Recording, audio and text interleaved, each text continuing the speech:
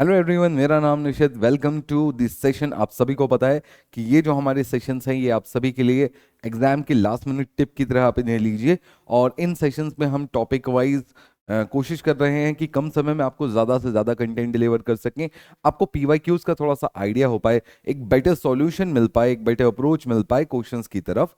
किस तरीके से क्वेश्चन पहले पूछे गए हैं और उनकी क्या अप्रोचेस बेटर रही हैं, ताकि आप क्वेश्चन के आंसर सही तरीके से सही समय पर निकाल पाएं। तो चलिए, आज का मुद्दा होने वाला है हमारे पास ज्योमेट्री। और ज्योमेट्री कितना इंपॉर्टेंट है ये मुझे बताने की जरूरत नहीं है, आप प्रीवियस स्लाइड्स देख सकते हैं कि ज्योमेट्री के भर भर के क्वेश्चंस पूछे जाते हैं।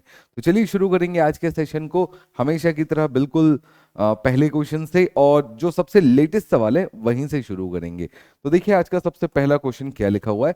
एकदम बेसिक और बहुत सिंपल सा क्वेश्चन है। बोल रहा है if ABCD are sides of the triangle then this is always.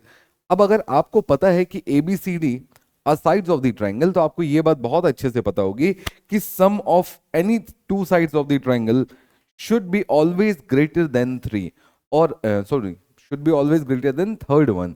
क्योंकि अगर ये ऐसा नहीं होगा तो वो एक ट्रायंगल बन ही नहीं पाएगा।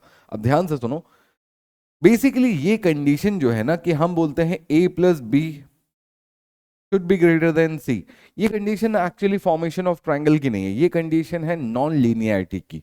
नॉन लीनियरिटी कहने का मतलब, अगर मैं आपसे बोलूं इस जगह पर तीन पॉइंट है A, B एंड C, ये है पॉइंट A, ये है पॉइंट B, ये है पॉइंट C। तो AB जो पहली साइड हो गई, BC जो दूसरी साइड हो गई, और CA जो तीसरी साइड हो गई। तो यहां पर किन्हीं भी दो साइड्स का जो सम होगा वो तीसरे से बड़ा होगा। तो हम सबसे पहले ये समझ पाएंगे कि ये तीनों पॉइंट्स कोलिनियर नहीं है। These are actually not condition of formation of triangle. These are actually condition of non-linearity.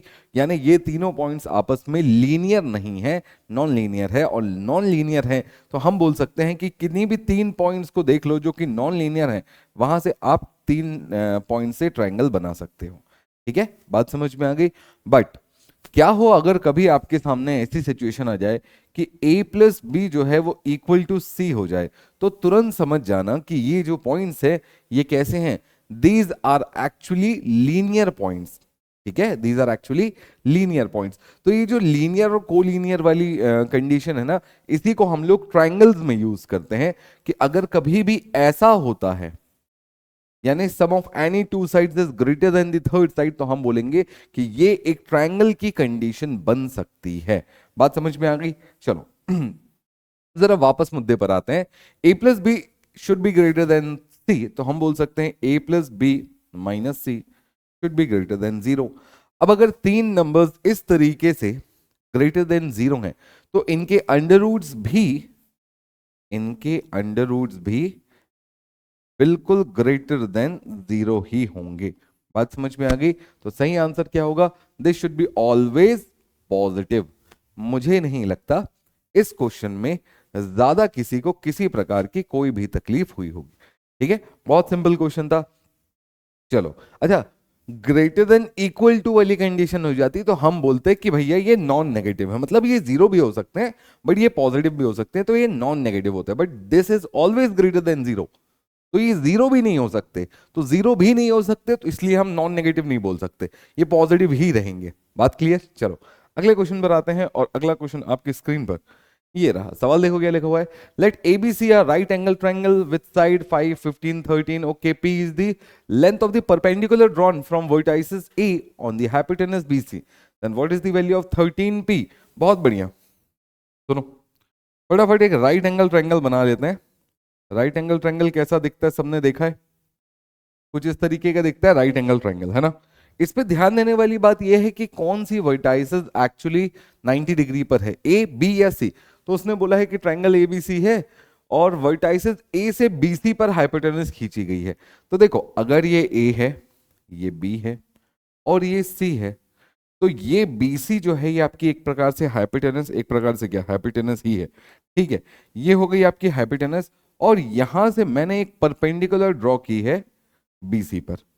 Perpendicular का मतलब तो मेरे ख्याल से आप समझते हैं कि यहां पर 90 डिग्री का एंगल बनेगा। बोलो क्लियर है?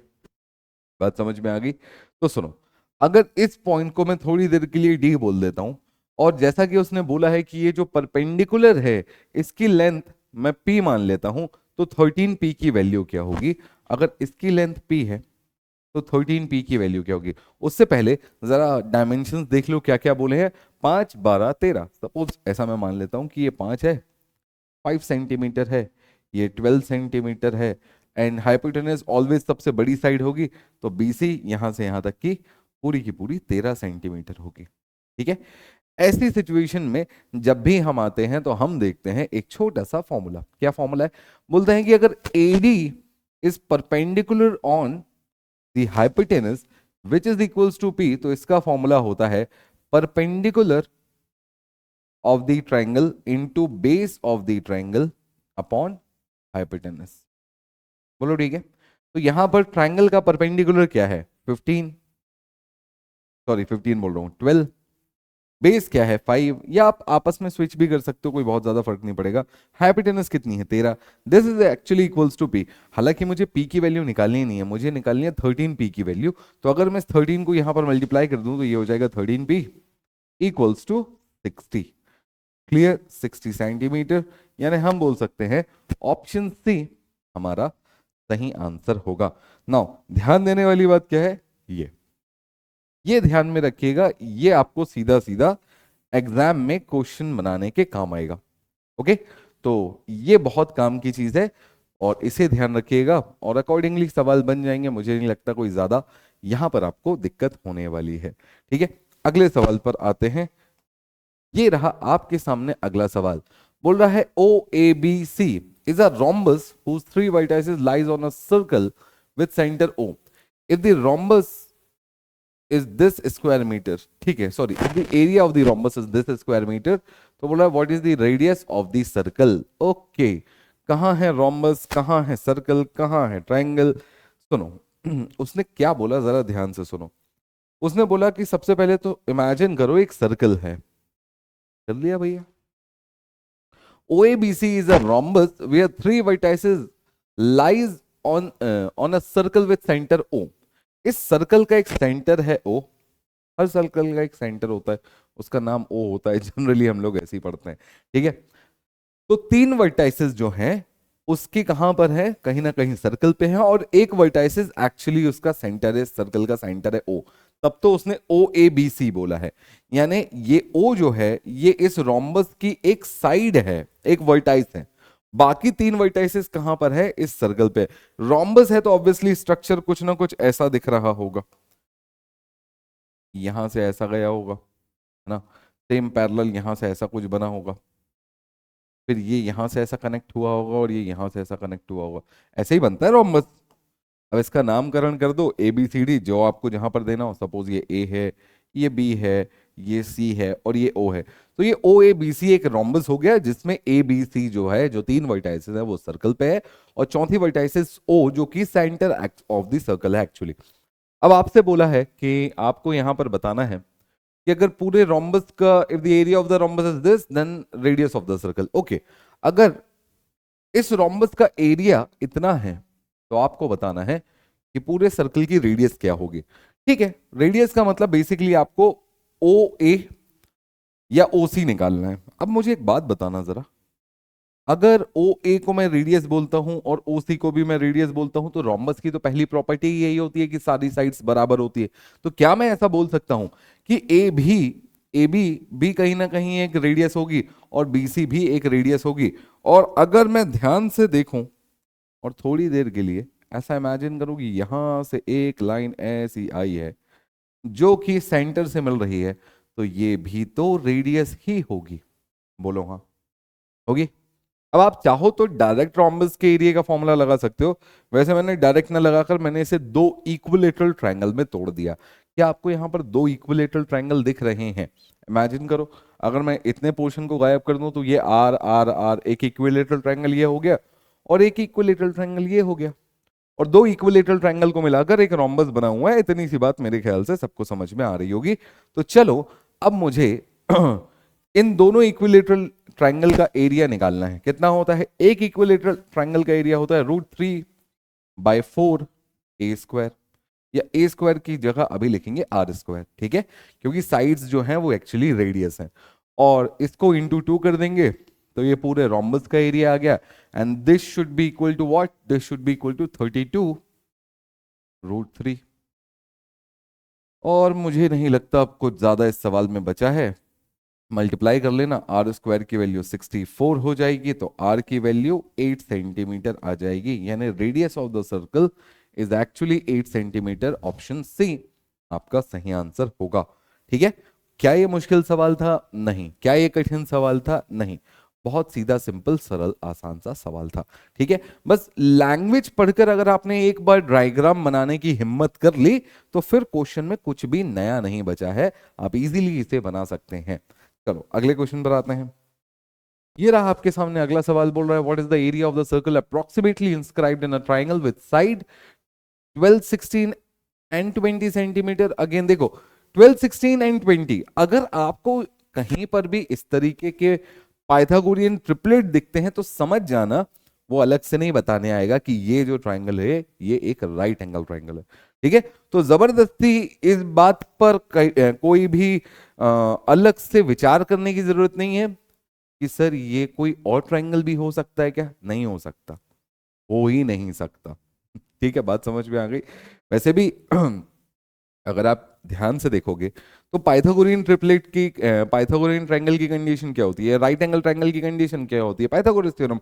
पाइथागोरस थ्योरम क्या बोलता है? Sum of square of two smaller sides is equal to square of third side, यही बोलता है पाइथागोरस थ्योरम, है ना।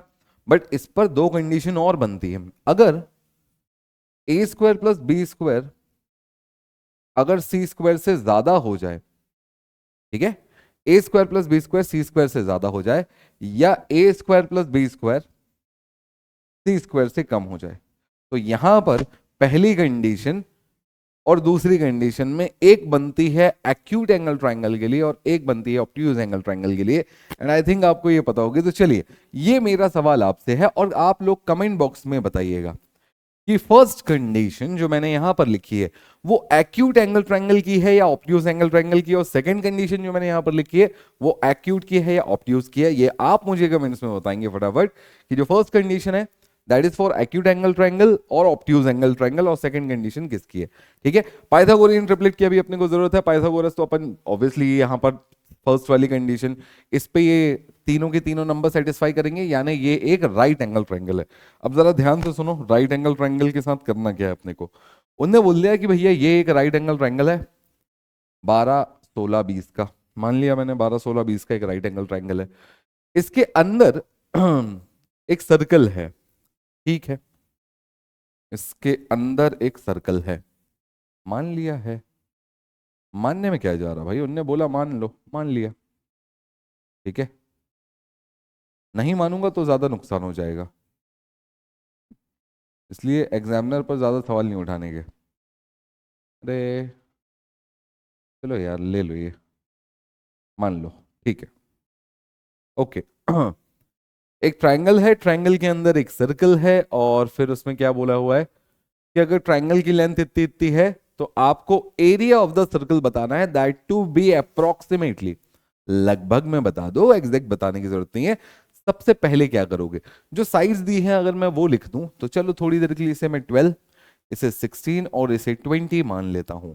अब अगर 12, 16 एंड 20 को देखूं तो सबसे पहली बात जो मुझे यहां पर याद आनी चाहिए वो ये कि ये है एक क्या, इन सर्कल, और इन सर्कल की रेडियस का होता है एक फॉर्मूला। क्या होता है फॉर्मूला?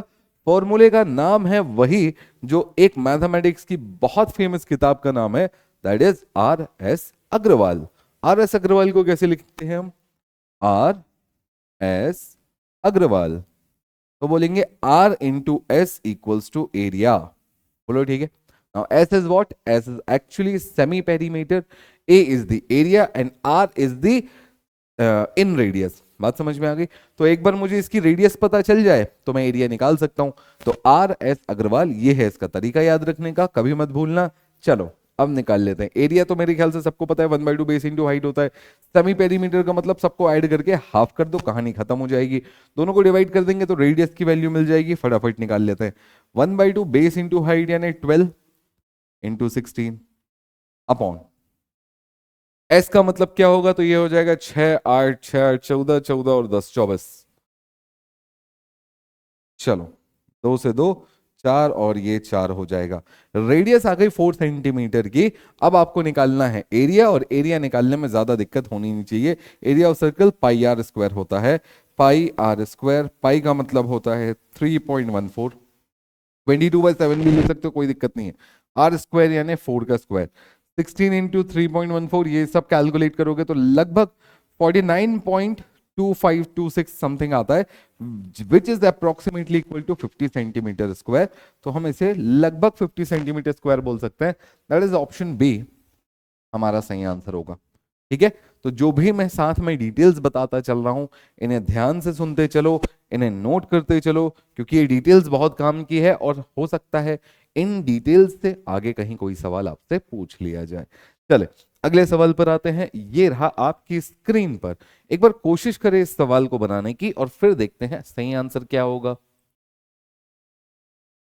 तो देखो सवाल बोल रहे हैं ना, triangle ABC it has been divided into 4 smaller triangle PQRS. उन ट्राइंगल्स का नाम दे दिया उसने, पीक्यूआरएस बोल लेना आप उनको। whose perimeters are 16 12 4 centimeter and 12 centimeter respectively. P, R and S contain the vertices A, B and C respectively. Okay, what is the perimeter of triangle ABC? चलो एक काम करते हैं, पहले ट्रायंगल बना लेते हैं। जो बोला है उसकी शुरुआत कहीं से तो करें। ये है एक ट्रायंगल और इसको उसने 4 छोटे छोटे ट्रायंगल्स में बांट दिया। 4 छोटे छोटे ट्रायंगल्स में कैसे बांटा होगा, ये तो समझने वाली बात है। चलो देखते हैं, बांट सकते हैं क्या अपन? अब बांट तो सकते हैं, पॉसिबल तो है। चलो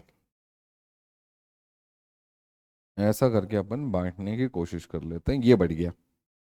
लो, एक ट्रायंगल बड़ा था, उसे 4 छोटे छोटे ट्रायंगल्स में मैंने डिवाइड कर लिया। अब इनका नाम भी दे देता हूं। अच्छा पहले तो ट्रायंगल का नाम देता हूं ABC।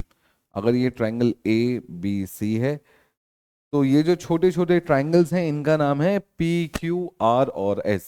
अच्छा PQRS में P R और S जो है ये वर्टाइसेस A B और C के साथ आएंगी। यानी A के साथ ट्रायंगल P आएगा तो इसको मैं ट्रायंगल P बोल देता हूँ। B वर्टाइसेस के साथ एंगल R आएगा तो इसे मैं ट्रायंगल R बोल देता हूँ। और C के साथ एंगल ट्रायंगल S आएगा तो मैं इसे S बोल देता हूँ। कौन बच गया?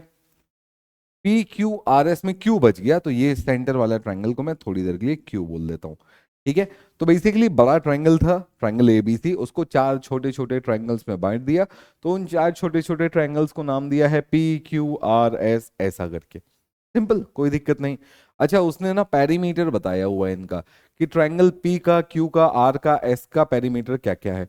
तो ट्रायंगल P का पेरीमीटर है 16। अब P का पेरीमीटर 16 बोलने का मतलब क्या है जरा सुनो। This side plus this side plus this side equals to 16। तो मैं बोल सकता हूं इसका पेरीमीटर अगर 16 है तो अगर थोड़ी देर के लिए मैं इसे A1 A2 और इसे मैं A3 बोल देता हूं तो A1 plus A2 plus A3 का टोटल हो गया 16। बात ठीक है। फिर बोल रहा है कि Q का जो टोटल है वो है 12, यानी पेरीमीटर है 12। तो इसे मैं B1 B2 B3 बोलूंगा, इसे मैं C1 C2 C3 बोलूंगा। ये मैं आपको समझाने के लिए बता रहा हूं, वैसे तो देखोगे तो क्वेश्चन बहुत सिंपल है, क्योंकि उसने इवेंचुअली पूछा पेरीमीटर ऑफ एबीसी है। अब पेरीमीटर ऑफ एबीसी कैसे निकलेगा, तो देखो कुछ मत करो, अगर मैं इन सारे पेरीमीटर्स को ऐड कर दूं तो सब ऐड करने पर क्या होगा, ये सारी साइड्स आपस में सब ऐड हो जाएंगे। एक्स्ट्रा में जो ऐड होगा वो होगा ये वाली लाइन, ये वाली लाइन और ये वाली लाइन। अगर मैं इन सारे ट्रायंगल्स के पेरीमीटर को ऐड कर देता हूं तो क्या होगा, तो कुछ नहीं होगा। बेसिकली मुझे एक्स्ट्रा में क्या मिल जाएगा, सबको मत ऐड करना, बेसिकली P R और S। P R और S को अगर मैं ऐड कर देता हूं, किस किस को, ध्यान से सुनो, P R और S को अगर मैं ऐड कर देता हूं तो क्या मिलेगा, तो P की ये 2 साइड्स और ये मिल जाएगा। आर की ये दो साइड्स और ये मिल जाएगा, एस की ये दो साइड्स और ये मिल जाएगा, तो कुल मिलाकर पूरा ट्रायंगल तो मिल ही गया मुझे, साथ में ये वाली और ये वाली साइड्स एक्स्ट्रा मिल गई। तो अगर मैं इसको माइनस कर दूंगा तो मुझे सिर्फ आउटर लाइनिंग या जिसे मैं पेरीमीटर ऑफ एबीसी बोलूंगा ये मिल जाएगा। अब इसको माइनस करने के लिए ज्यादा मेहनत करनी नहीं है क्योंकि अपने को क्यू की वैल्यू भी पता है। तो चलो ये एबीसीडी वाला हिसाब लिखने की जरूरत है नहीं, मेरे ख्याल से आप लोग समझ गए होंगे कि किस तरीके से यहाँ पर काम हो रहा है। अपन को क्या करना है, अपन को बेसिकली पी आर और एस इन तीनों ट्रायंगल्स के पेरीमीटर को ऐड करना है। तो हम जोड़ेंगे P plus R plus S को। ऐसा करने पर क्या मिलेगा, तो P का पेरीमीटर हो जाएगा 16, R का हो जाएगा 4 और S का हो जाएगा 12। तो ये कितना हो जाएगा, 20 प्लस 12 इज 32। ये जो पेरीमीटर या ये जो लेंथ अभी अभी निकली है 32 सेंटीमीटर, ये क्या है, ये basically perimeter of P plus perimeter of R and perimeter of S है। जब मैंने इन तीनों को ऐड किया तो बेसिकली मुझे आउटर लाइनिंग्स तो मिली ही मिली, जो एक्स्ट्रा मिला वो क्या था, वो था ये वाली साइड एक्स्ट्रा मिल गई, ये वाली साइड एक्स्ट्रा मिल गई और ये वाली साइड एक्स्ट्रा मिल गई। तो अगर मैं इसमें से ये वाली साइड्स माइनस कर दूं तो एग्जैक्टली मेरे पास पेरीमीटर ऑफ ट्रायंगल एबीसी बचेगा। और अगर मुझे ये माइनस करना है, इसका मतलब है कि मुझे इसमें से क्यू माइनस करना होगा, और क्यू का पेरीमीटर है 12, यानी 32 में से अगर मैं 12 माइनस कर दूं तो रेस्ट 20 जो बचा है वो actually sides, sum of the sides of the outer side है, यानी दिस प्लस दिस और इन सबको जोड़ूंगा तो पेरीमीटर निकल जाता है which is 20 centimetre. Option B आपका सही आंसर होगा। ठीक है, आई होप बात समझ में आ गई होगी मैं क्या कहना चाह रहा हूं। And in case I am not very clear to all of you, please एक बार अपने हाथ से इनको जोड़कर देखना और आपको समझ में आ जाएगा कि मैं क्या कहना चाह रहा हूं। ठीक है, चलो अगले सवाल पर आते हैं। ये रहा आपके सामने एक और बहुत बेहतरीन सवाल। बोल रहा है each item contain a question. ठीक है, क्वेश्चन बोल रहा है can a circle be drawn through the point ABC, क्या एबीसी से एक सर्कल बनाया जा सकता है। अच्छा, यही कंडीशन, पहले स्टेटमेंट पढ़ लेते हैं फिर मैं समझाता हूं। स्टेटमेंट 1 बोल रहा है कि ए बी इतना है, बी सी इतना है, सी ए इतना है, और स्टेटमेंट 2 बोल रहा है ए बी इतना है, बी सी इतना है, सी ए इतना है। मुझे एक सिंपल सी बात बताओ, अगर मुझे 3 साइड्स दी हैं तो मैं एक ट्रायंगल बनेगा कि नहीं बनेगा ये जरूर बता सकता हूं। व्हाट अबाउट सर्कल, सर्कल का बता सकता हूं कि नहीं बता सकता हूं। और अगर आप थोड़ा सा भी तरीके से इमेजिन करो या कंसेप्ट्स को याद करो तो हर ट्रायंगल के लिए एक होता है इन सर्कल और एक होता है सरकम सर्कल। यानी अगर एक ट्रायंगल बन रहा है तो उसके 2 करस्पॉन्डिंग सर्कल्स बनेंगे ही बनेंगे, इन सर्कल और सरकम सर्कल। हालांकि इस बार मुझे इन सर्कल की जरूरत नहीं है, सरकम सर्कल की जरूरत है। तो अगर मुझे ये पता चल जाए कि ये साइड्स ट्रायंगल बनाएंगी या नहीं बनाएंगी तो मैं बता सकता हूं ये सर्कल बनाएंगी कि नहीं बनाएंगी। क्योंकि अगर ये सर्कल बनाएंगी, सॉरी अगर ये ट्रायंगल बनाएंगी तो इनकी वर्टाइसेस एक सर्कल तो बनाएगी ही बनाएगी। बोलो ठीक है। तो अगर उसने बोला ट्रायंगल ए बी सी में sum of any 2 side should be greater than 3, तो चलो चेक कर लेते हैं। पहली स्टेटमेंट में सबसे छोटी वाली 2 साइड्स उठा लो, दोनों को जोड़ो। क्या 5 + 5 इज ग्रेटर देन 6? जी हां, बिल्कुल होता है। तो हम बोल सकते हैं कि जो पहला वाला स्टेटमेंट है या पहली वाले स्टेटमेंट्स की जो साइड्स और वर्टाइसेस हैं ये एक ट्रायंगल फॉर्म करेंगी ही करेंगी, ट्रायंगल फॉर्म कर सकती हैं। और अगर ये एक ट्रायंगल फॉर्म कर सकती हैं तो इनकी जो वर्टाइसेस है वो एक सर्कल फॉर्म कर लेंगी। बोलो बात समझ में आई। ये ट्रायंगल दिखेगा कैसे, ये है एक कौन सा वाला ट्रायंगल, आइसोसेलेस ट्रायंगल। ये 5 है, ये 5 है और ये 6 है। और अगर ऐसा है तो एक सर्कल ऐसा भी तो बनेगा। बोलो हाँ, ये ए बी सी। तो वर्टाइसेस ने या इन पॉइंट्स ने सर्कल बनाया कि नहीं बनाया, बिल्कुल बनाया। तो मैं बोल सकता हूं हाँ, पहला वाला तो बिल्कुल सर्कल बनाएगा ही बनाएगा। सेकेंड बोल रहा है कि A B equals to this, B C equals to this, C A equals to this. अब देखो 2 सबसे छोटी साइड उठाओ, 3 और 4।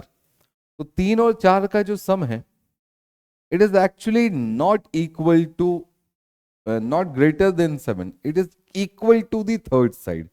और जब ये equal to the third side होगा तो हम यहां पर क्या बोल सकते हैं? तो हम बोल सकते हैं कि ये जो सेकेंड वाला स्टेटमेंट है यहां से सर्कल नहीं बनेगा। ये तीनों पॉइंट्स एक्चुअली कोलिनियर पॉइंट्स हैं, ठीक है, और कोलिनियर पॉइंट्स से सर्कल नहीं बनते। तो पहला स्टेटमेंट हमें बता रहा है इंडिविजुअली कि हाँ सर्कल बनेगा, दूसरा स्टेटमेंट हमें बता रहा है इंडिविजुअली कि नहीं सर्कल नहीं बनेगा।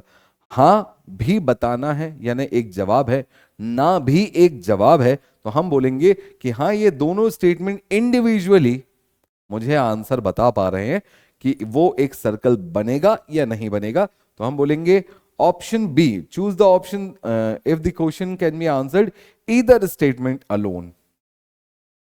भाई किसी भी एक स्टेटमेंट से मैं आंसर दे सकता हूं, आंसर हाँ है या ना है दैट डजंट मैटर, ठीक है। क्लियरली या तो हाँ होना चाहिए, क्लियरली या तो ना होना चाहिए। पहले वाले स्टेटमेंट में क्लियरली हाँ था कि हाँ स्टेटमेंट बनेगा, सॉरी सर्कल बनेगा। सेकेंड वाले स्टेटमेंट में बहुत क्लियर था कि नहीं नहीं बनेगा। तो हाँ भी आंसर है और ना भी आंसर है, बात खत्म हो गई, ठीक है। ये वाली हरकत नहीं करना कि जब तक हाँ नहीं बोलेंगे तब तक छोड़ेंगे नहीं, ऐसा नहीं होता, ठीक है। जवाब हाँ भी एक जवाब है और ना भी एक जवाब है, और ना को भी समझना सीखो। चलो, कुछ लोग समझते नहीं है ना को, उन लोगों को लगता है ना मतलब जवाब ही नहीं होता, उनने ना बोल दिया, थोड़ी और कोशिश करो, अरे नहीं करना होता है, ना बोल दिया है, खत्म करो मामले, ठीक है। अगला क्वेश्चन देखो, बोला what is the area of the circle. क्या थोड़ा मैं लिमिट है तो समझा नहीं पा रहा हूं, उसके आगे समझदार तुम लोग हो, समझ जाओगे पता है मुझे। क्वेश्चन बोला what is the area of the circle C, ठीक है, सर्कल का एरिया निकालना है। Statement 1, an arc of length 7 centimetre subtend an angle 30 degree at the centre of the C. क्या इतनी जानकारी से आप area of the circle C निकाल सकते हो? मैं तो खुशी खुशी निकाल दूंगा, मुझे कोई दिक्कत नहीं है, आप निकाल सकते हो। सुनो, ऐसे क्वेश्चंस में ध्यान क्या देना होता है? ध्यान इस बात का देना होता है कि भैया मुझे जो निकालने बोला गया है वो मैं निकाल सकता हूं या नहीं, निकालना नहीं है। फिर ध्यान से सुन लो, किसी चीज के बारे में आपसे पूछा गया, क्यों भाई खाना बना लेते हो, क्या बोलोगे? हाँ बना लेता हूं, या नहीं नहीं बना पाता। तो हाँ बना लेता हूं तो इसका ये मतलब नहीं अब तुम खाना बनाकर साबित करो हाँ मैं खाना बना लूंगा। तो पूछा था बना लोगे ना, हाँ ठीक है विश्वास है तुम पे, बना लोगे, बात खत्म हो गई।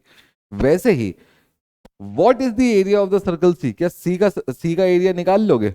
आपने इतनी जानकारी पढ़कर बोला हाँ निकाल लेंगे, हाँ निकाल लेंगे, यानी पहले वाले स्टेटमेंट से आंसर आ सकता है। दूसरा स्टेटमेंट पढ़ो, a chord of length 10 centimetre subtend an angle 90 degree at the centre of the circle of the C, ठीक है। क्या इतनी जानकारी से आप एरिया ऑफ द सर्कल निकाल लोगे? हाँ इतने से भी निकाल लूंगा, तो बात खत्म हो गई। तो मैं इंडिविजुअली फर्स्ट और सेकंड दोनों से अलग अलग आंसर निकाल सकता हूं, मुझे दोनों को साथ में यूज करने की जरूरत नहीं है। सिर्फ फर्स्ट वाले से भी निकाल सकता हूं, सिर्फ सेकंड वाले से भी निकाल सकता हूं। सही आंसर होगा again B, choose this option if the question can be answered by either statement alone, ठीक है। अब आप लोग बोलोगे कि सर निकाल के दिखाओ, हमको तो पल्ले ही नहीं पड़ा। सुनो एक आइडिया दे देता हूं मैं, आर्क की लेंथ 7 सेंटीमीटर है, आर्क का लेंथ समझते हो? अगर आप एक सर्कल देख रहे हो, ठीक है, इस सर्कल में ये 30 डिग्री है और ये 7 सेंटीमीटर है, ये जो आर्क है यहां से यहां तक का एल, ठीक है। तो मेरे ख्याल से आपको एक सिंपल सा फॉर्मूला याद होगा, theta equals to L upon R या आर अपॉन एल, ऐसा कुछ करके याद है। यहां से आप निकाल लोगे रेडियस की वैल्यू। एक बार रेडियस पता चल गई, एक बार भाई, अच्छा ज्यादा दिमाग मत लगाओ, सिंपल इतना समझो, अगर ये 30 डिग्री है तो मैं ऐसा बोल सकता हूं कि 2 pi R into theta by 360, theta by 360 को लिख देना 30/360, दिस इज इक्वल्स टू 7। बोलो हाँ। और अगर इतनी जानकारी से आप आर की वैल्यू निकाल पाओगे, जो कि आप निकाल ही लोगे, तो बात खत्म हो गई। एक बार आर आ गया तो सर्कल का एरिया निकालने में पाई आर स्क्वायर करने में कोई तकलीफ है नहीं, वो आप खुद ही कर लेना। और वो भी फिर बोल रहा हूँ निकालने की जरूरत नहीं, निकाल लोगे, बात खत्म हो गई। सेकेंड स्टेटमेंट बोल रहा है कि एक चॉर्ड है जिसकी लेंथ है 10 सेंटीमीटर, तो आपको ये बताना है कि अगर वो 90 डिग्री एट द सेंटर बना रही है तो क्या आप एरिया निकाल सकते हो? बिल्कुल निकाल सकता हूं। अगर एक सर्कल है, ये 90 डिग्री बना रही है चौड़, इस चौड़ की लेंथ है 10 सेंटीमीटर, ऑब्वियसली ये भी रेडियस होगी, ये भी रेडियस होगी, ये 90 डिग्री है। पाइथागोरस थ्योरम का सीधा सा सवाल है, क्या ये निकल सकता है? बिल्कुल निकल सकता है। कितना आएगा? तो ये आ जाएगा 5√2। ये रेडियस आ गई तो फटाफट आप क्या area of the triangle, area of the circle निकाल सकते हो? बिल्कुल निकाल सकते हो। तो बेसिकली इन दो स्टेटमेंट से बस ये पता करना था कि क्या मैं रेडियस की वैल्यू निकाल सकता हूं? बिल्कुल निकाल सकता हूं, क्योंकि एक बार रेडियस आ गया तो फिर एरिया भी आ जाएगा। अगले क्वेश्चन पर आते हैं। अगला क्वेश्चन बोल रहा है each item contain a question. ठीक है, क्वेश्चन है if triangle is triangle right angle triangle. Okay, is triangle triangle right angle triangle, बीच वाले ट्राइंगल की जरूरत नहीं थी। क्या ये एक राइट एंगल ट्राइंगल होगा? पहला statement, the length of the segment joining the midpoint of the two sides of the triangle is half of the third side of the triangle। ये कैसी बचकानी बात है? सुनो, उसने क्या बोला कि एक ट्रायंगल है, ट्रायंगल की दो साइड्स के मिड पॉइंट्स को जोड़ा तो जो साइड बनी वो थर्ड साइड की हाफ है। तो ये तो किसी भी ट्रायंगल में पॉसिबल है, इसके लिए राइट एंगल ट्रायंगल होने की जरूरत नहीं। बेसिकली सिमिलैरिटी का क्वेश्चन है, साइड्स का रेशियो सेम होता है। तो बेसिकली वो ये यहां पर पहली लाइन में क्या कहना चाह रहा है कि अगर मैंने एक ट्रायंगल ऐसा बनाया, इस ट्रायंगल में इसका मिड पॉइंट और इसका मिड पॉइंट को ऐसा जोड़ लिया, तो ये जो लाइन बनेगी this is half of the third side. Obviously half of the third side होगी, क्यों? क्योंकि ये छोटा वाले ट्रायंगल की जो साइड है वो बड़े वाले ट्रायंगल की साइड की आधी है। तो ऑब्वियसली ये वाली साइड इस वाली साइड की आधी होगी, ये वाली साइड इस वाली साइड की आधी होगी। वो तो सिमिलैरिटी का सिंपल सा रूल है, और वो सिर्फ राइट एंगल ट्रायंगल में तो लगता नहीं, वो तो सब जगह लगता है। तो पहला वाला स्टेटमेंट एक्चुअली मेरे कोई काम का नहीं, क्योंकि ये मुझे नहीं बता पाएगा कि जो ट्रायंगल है वो राइट एंगल ट्रायंगल है या नहीं है। अच्छा, मैं ऐसा क्यों बोल रहा हूं कि नहीं बता पाएगा? क्योंकि जो बात सभी ट्रायंगल्स में लगती है वो राइट एंगल ट्रायंगल में भी तो लगती है। तो अगर ये एक राइट एंगल ट्रायंगल होगा तो भी ये बात सत्य साबित हुई होगी, ये कोई गलत साबित नहीं हो जाएगा। बेसिकली पहला वाला स्टेटमेंट आपको ना तो हाँ में प्रॉपर जवाब दे रहा है, ना प्रॉपर ना में जवाब दे रहा है, क्योंकि ये चीज राइट एंगल ट्रायंगल के साथ भी हो जाएगी और किसी और ट्रायंगल के साथ भी हो जाएगी। तो फर्स्ट वाले स्टेटमेंट से मैं नहीं बता सकता कि एग्जैक्टली जो ट्रायंगल है वो राइट एंगल ट्रायंगल है या नहीं है। ठीक है, क्योंकि ये सबके साथ होता है कि अगर आप किन्हीं भी दो साइड्स के मिड पॉइंट को जोड़ोगे तो जो साइड बनेगी वो थर्ड वाले की आधी होगी। ये सबके साथ होता है, सारे ट्रायंगल्स में होता है। ठीक है, सेकंड स्टेटमेंट बोल रहा है angle of triangle are in the ratio of this. ठीक है, हाँ ये बता सकता हूं। अगर मुझे रेशियो पता चल जाए एंगल्स का तो मैं एग्जैक्टली एक एक एंगल कितने का है ये बता सकता हूं। जैसे ये हो गए 3, 3 की वैल्यू हो गई 180, तो एक की वैल्यू हो गई 30, एक की वैल्यू 30, तो ये हो गया 30 डिग्री, 60 डिग्री और 90 डिग्री। खत्म बात। यानी ये ट्रायंगल राइट एंगल ट्रायंगल बनेगा, ये बता पा रहा है कि हाँ ये ट्रायंगल राइट एंगल ट्रायंगल है। तो मैं बोलूंगा कि ठीक है, केवल सेकंड वाला ही बता पा रहा है, यानी इन दो में से केवल एक ही स्टेटमेंट ऐसा है जो हमें हमारा आंसर दे पा रहा है। तो हम बोलेंगे question can be answered by one of the statement alone and not but not by the other. और वो जिस स्टेटमेंट का मदद से वो आंसर दे रहा है वो फर्स्ट वाला स्टेटमेंट नहीं, वो सेकंड वाला स्टेटमेंट है। यानी answer can be given by second statement alone not. ये रहा आपके सामने अगला सवाल, जरा देखो कैसे बनाना है इसे। क्वेश्चन बोल रहा है कि एक चॉर्ड है PQ सर्कल में, डिवाइड्स इट इनटू 2 सेगमेंट। अच्छा, such that 3 times the area of the major segment equals to 4 times the area of the minor segment.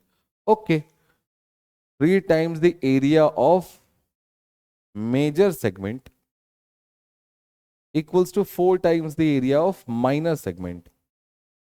ठीक है, तो मेजर और माइनर का एक प्रकार से रेशियो पता चल गया 4:3। ठीक, मेजर सेगमेंट और माइनर सेगमेंट, सेगमेंट दिखता कैसे है पहले ये देख लो। ये सर्कल है, ये है उसकी एक चॉर्ड। ठीक है, इस चॉर्ड ने इस सर्कल को 2 सेक्टर्स में बांट दिया। 2 सेक्टर कौन कौन से? एक होगा माइनर सेगमेंट, 2 सेगमेंट में बांट दिया। एक हो गया माइनर सेगमेंट जो कि ये नीचे दिख रहा है माइनर सेगमेंट, एक हो गया मेजर सेगमेंट जो कि ये दिख रहा है। तो उसने क्या बोला कि जो मेजर सेगमेंट का 3 टाइम्स है वो माइनर सेगमेंट के 4 टाइम्स के बराबर है। अच्छा एक बात और यहां से समझ में आ रही है कि अगर मैं मेजर और माइनर सेगमेंट्स को ऐड कर दूं तो मुझे एरिया ऑफ द सर्कल मिल जाएगा। दूसरी बात, अगर मुझे मेजर का एरिया पता चल जाए तो मैं माइनर का बता दूंगा या टोटल भी बता दूंगा, या मुझे माइनर का एरिया पता चल जाए तो मैं मेजर का भी बता दूंगा या टोटल भी बता दूंगा। अब चलो जरा सवाल पढ़ने बोला है, what is the radius of the circle. अच्छा सुनो, अभी मैंने क्या बोला कि अगर माइनर का एरिया पता चल जाए तो मैं मेजर का बता सकता हूं और फिर पूरे सर्कल का भी बता सकता हूं, या मेजर का पता चल जाए तो मैं माइनर का बता सकता हूं या पूरे सर्कल का बता सकता हूं। क्या मैं ऐसा बोल सकता हूं कि अगर मैं एरिया बता सकता हूं तो रेडियस भी तो बता सकता हूं, क्योंकि अगर एरिया पता चल गया तो that is equals to pi are square, और पाई की वैल्यू हमें पता है तो आर स्क्वायर से आर की वैल्यू निकाली जा सकती है। यानी एक तरीके से अगर एरिया बता सकता हूं तो रेडियस भी बता सकता हूं। अब पढ़ो, area of the minor segment is 66, खत्म हो गई बात। अगर माइनर की वैल्यू 66 है तो मेजर की वैल्यू 88 होगी, टोटल वैल्यू निकाल सकता हूं, और अगर टोटल वैल्यू पता चल गई तो रेडियस भी निकाल सकता हूं। पहले वाले स्टेटमेंट से मैं रेडियस निकाल सकता हूं, कॉन्ग्रेचुलेशन। सेकेंड वाला बोल रहा है area of the major is 88, अगर ये 88 है ये 66 होगा, फिर टोटल पता चल गया और एक बार टोटल पता चल गया तो फिर मैं रेडियस निकाल सकता हूं। यानी again second is also sufficient to answer, तो मैं बोलूंगा again either of the statement is sufficient to answer alone. ठीक है, बात समझ में आ गई, क्लियर है यहां पर। ये है सफिशिएंसी के क्वेश्चंस, डेटा सफिशिएंसी के क्वेश्चंस। यहां पर कभी कभी हमें बस इतना देखना होता है, कभी कभी के मैक्सिमम टाइम बस इतना देखना होता है कि आंसर दे पाएंगे कि नहीं दे पाएंगे। दे पाएंगे बात खत्म हो गई, नहीं दे पाएंगे बात खत्म हो गई। ठीक है, एग्जैक्टली आंसर देने नहीं निकल जाना है कि रेडियस कितना होगा जब तक वो नहीं निकाल लूंगा चैन से नहीं बैठूंगा, ऐसा नहीं करना है। ऐसे में आप एग्जाम में अपना जबरदस्ती टाइम वेस्ट करेंगे। ठीक है, वो बोलते हैं ना कि सर वो तो सीडीएस का पेपर इतना हार्ड आता है, इतना लेंदी आता है कि 35 क्वेश्चन से ज्यादा के नहीं होते। 35 क्वेश्चन उनके होते हैं जो जबरदस्ती की मेहनत करते हैं।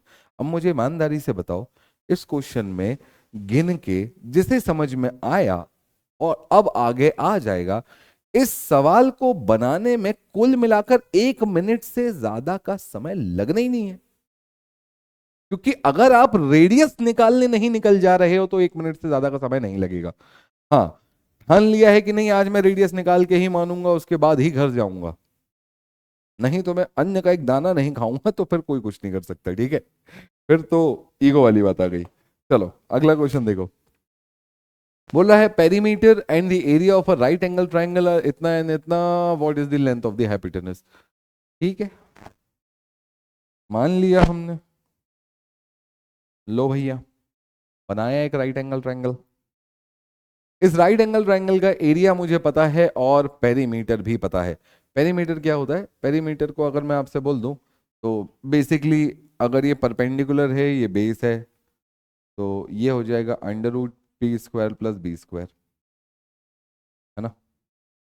और 1/2 p×b अपने को पता है, 1/2 p×b अपने को पता है 54, तो p×b बराबर 108 आ जाएगा।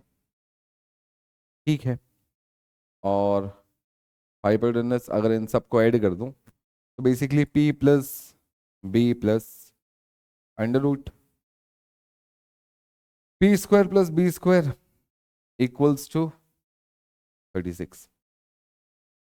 जहां तक मुझे समझ में आता है क्वेश्चन तो यही कहना चाहता है ना। चलो कैसे बनाएंगे, क्या करेंगे, कुछ दिमाग दिमाग लगाते हैं। एक तो पहली बात ना, इसको ऐसा मत लो, इसको हाइट ही लो, सॉरी हाइपोटेनस ही लो। ऐसा लिखने में ज्यादा कंफ्यूजिंग लग रहा है ना। चलो इसको हाइपोटेनस ही लेते हैं, ये है 36। हम्म,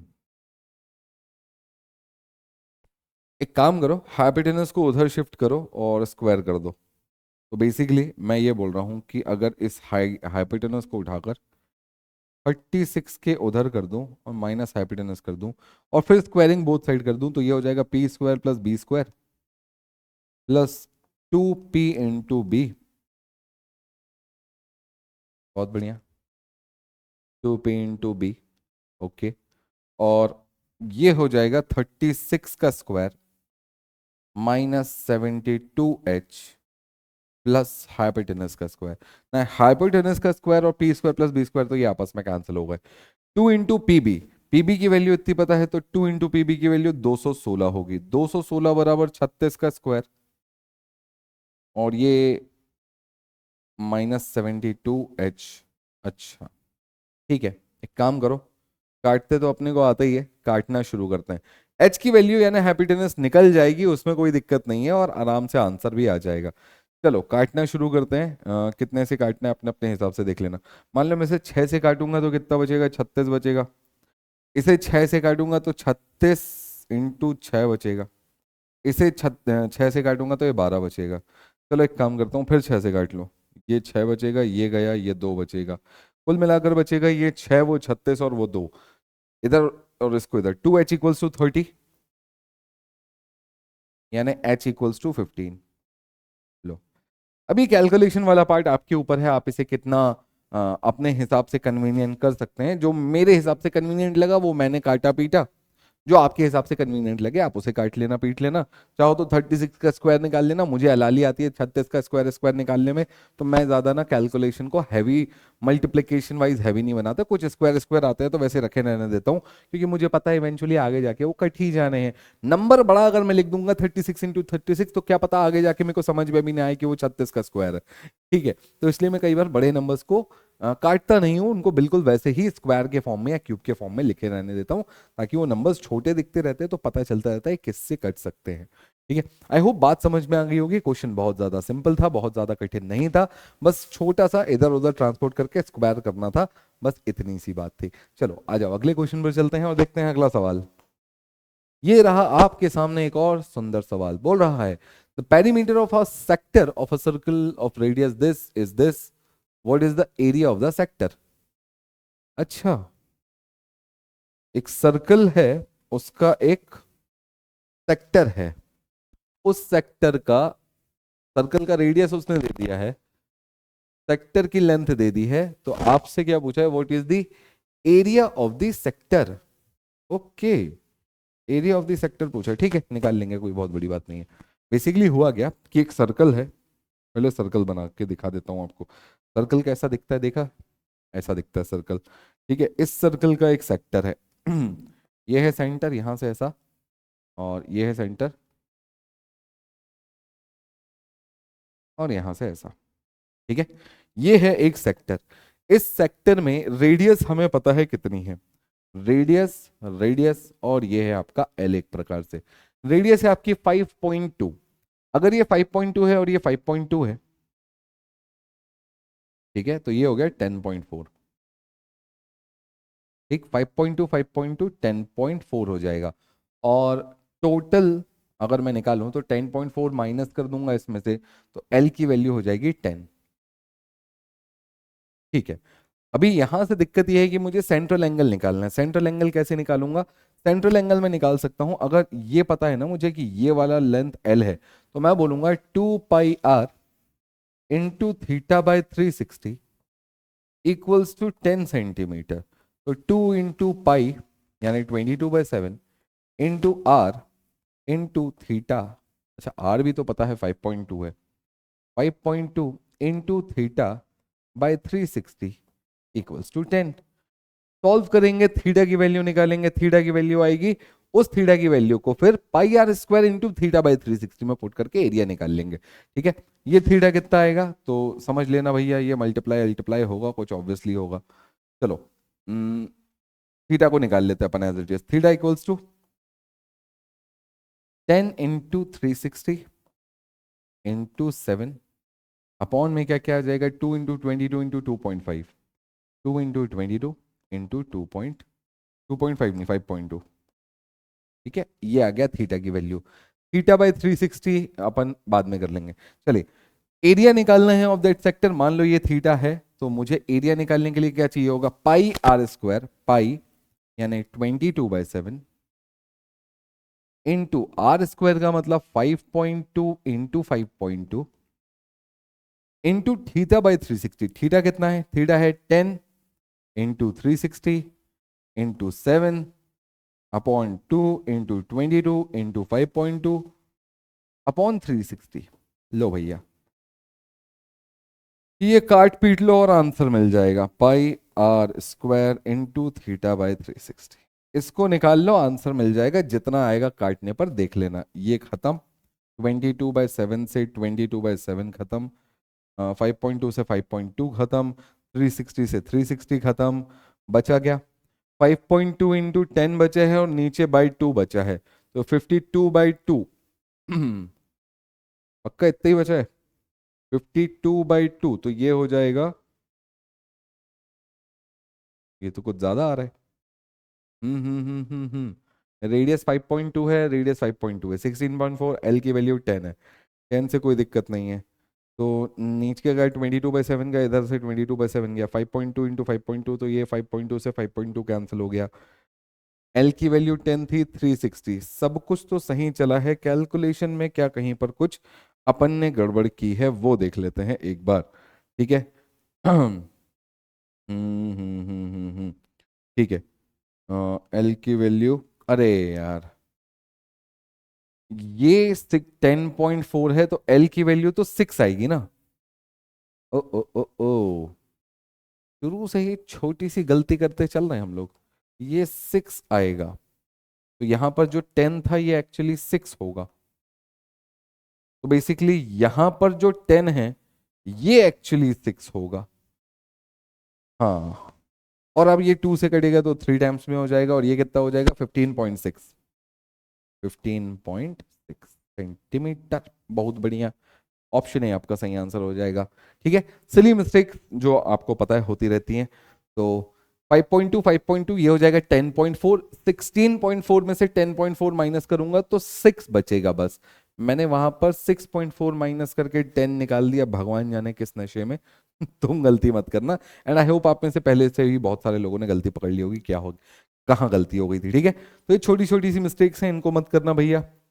और चलो अगले क्वेश्चन पर आते हैं। अगला सवाल बोल रहा है, in the triangle ABC, AB equals to 6 centimetre, BC equals to 8 centimetre, CA equals to 10 centimetre, the perpendicular dropped from B meet the side AC at D, a circle of radius BD with center B cut the AB and BC at P and Q, shows in the figure what is the length of QC, shown in the figure। क्या बात कर रहे हो? Figure बनाना भूल गए लगता है। कोई बात नहीं, चलो अपन बनाते हैं, और कोशिश करेंगे सही बनाएं, ज्यादा गलतियां ना हो। ठीक है, पहले एक सर्कल बनाते हैं। ठीक है, ये रहा एक सर्कल। ठीक है, in the triangle A B C, ठीक है। ए बी है 6, बी सी है 8, ये भी तो राइट एंगल ट्राइंगल है। ठीक है, बी सी से ड्रॉप हुआ, पॉइंट डी पर मिला। बी सी से ड्रॉप हुआ, पॉइंट डी पर मिला। चलो ठीक है, सुनो, राइट एंगल ट्राइंगल ये रहा। हम्म।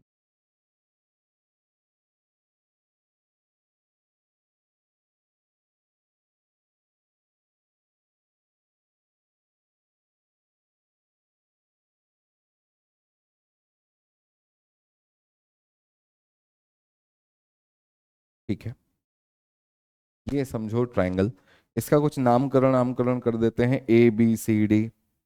सपोज ये है ए, ये है बी, ये है सी, ये है डी, ये पॉइंट है पी और ये पॉइंट है क्यू। ठीक है, और AD जो परपेंडिकुलर है उसको भी देख लेते हैं। AD नहीं, BD। BD जो है,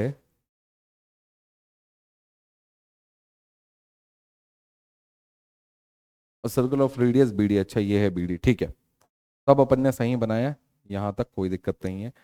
ये है सर्कल विथ BD, और ऑब्वियसली यहाँ पर 90 डिग्री ये बनाएगा क्योंकि ये एक टेंजेंट है। तो ये है अब आपके सामने इस पूरे डायग्राम का काला चिट्ठा।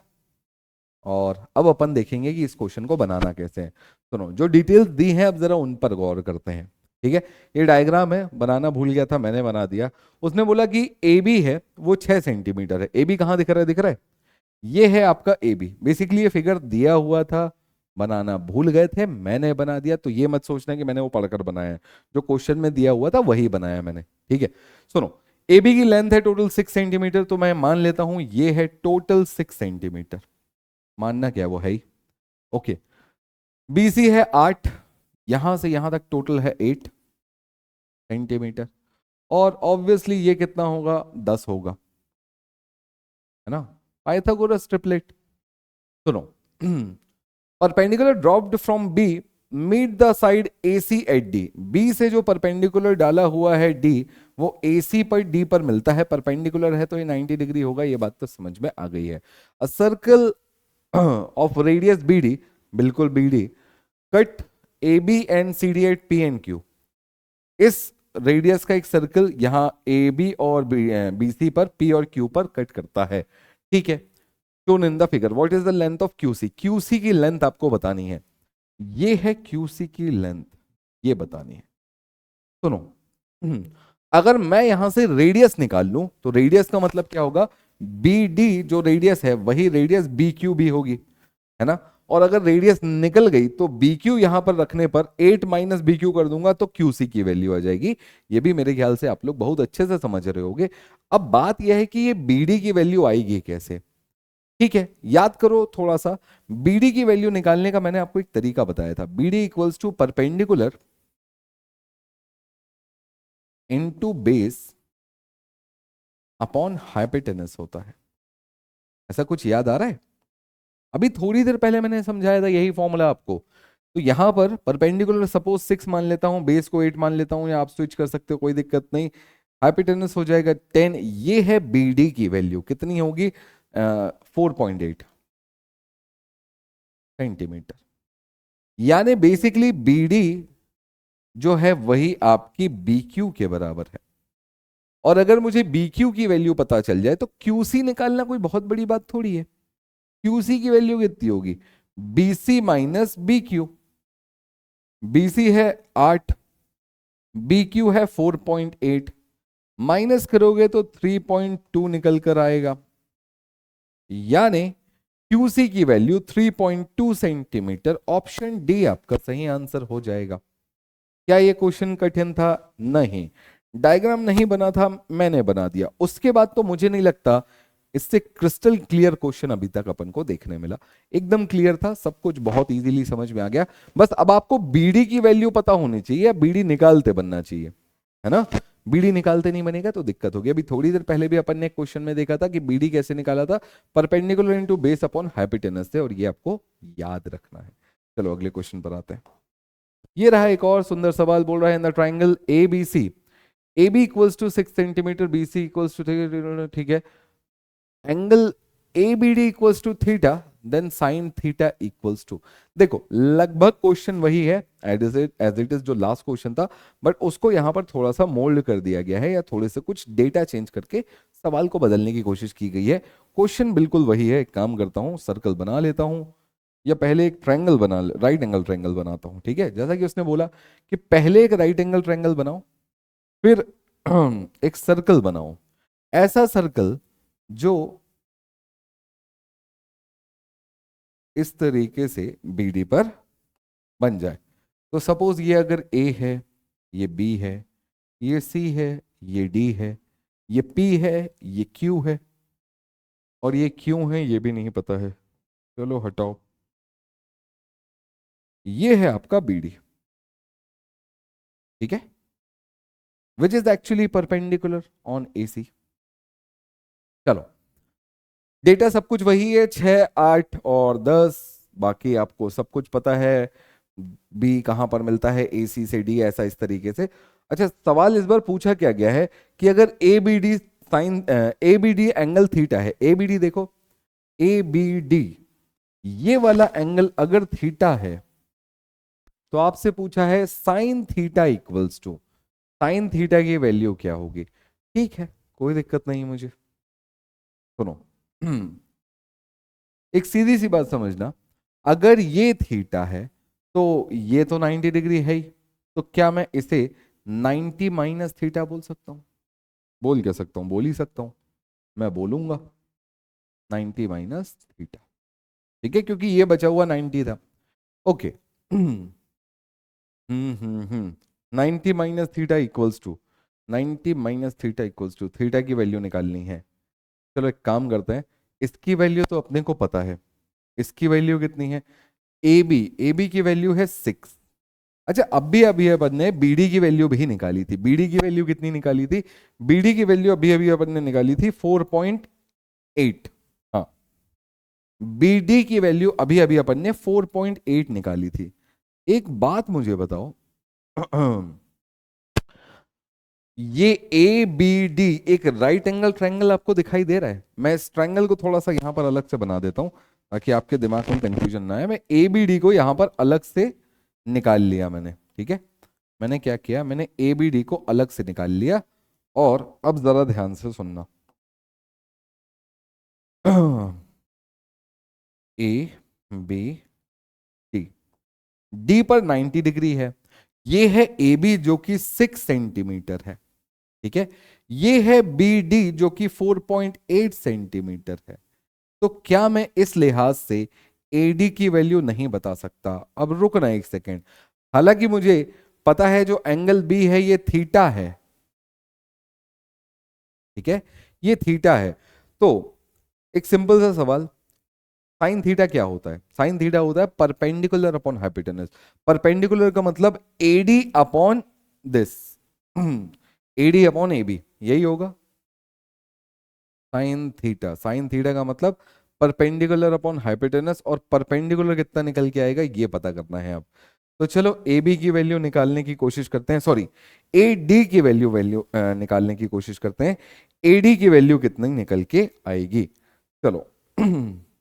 अच्छा, ए डी की वैल्यू निकालने के भी अपने अपने तरीके हैं।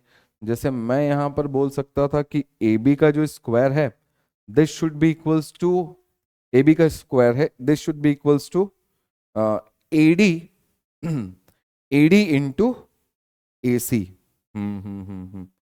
AD into A C.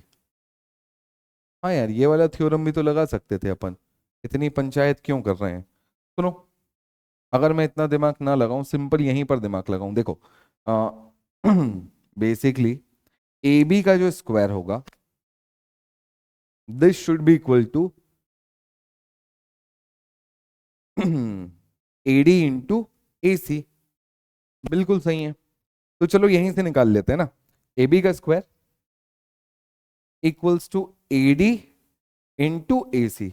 A B यानी 6 का स्क्वायर हो जाएगा 36। ए डी की वैल्यू पता नहीं है, और ए सी तो मेरे ख्याल से अपने को पता था 6, 8, ए सी तो 10 था। तो ए डी कितना हो जाएगा? ए डी हो जाएगा 36/10 यानी 3.6। बहुत बढ़िया, ए डी की वैल्यू हो जाएगी 3.6। एडी की वैल्यू 3.6 है, तो ये आ गया 3.6। अब मेरे ख्याल से आंसर बताना कोई बड़ी बात है नहीं। साइन थीटा यानी perpendicular upon hypotenuse, perpendicular upon hypotenuse का मतलब होगा 3.6 अपॉन 6। ये कितना हो जाएगा? ये हो जाएगा 6/60। यहां से हटाना, ये कर देना, 6 से काटोगे तो ये हो जाएगा 6/10, या आंसर हो जाएगा 0.6। बिल्कुल सही, ऑप्शन सी अपना सही आंसर हो जाएगा। ठीक है, वहां पर थोड़ा हौच पौच हो गया, बट ठीक है, इस वाली प्रॉपर्टी का अपने को यूज करना पड़ा, और भैया याद रखना ये इंपॉर्टेंट है।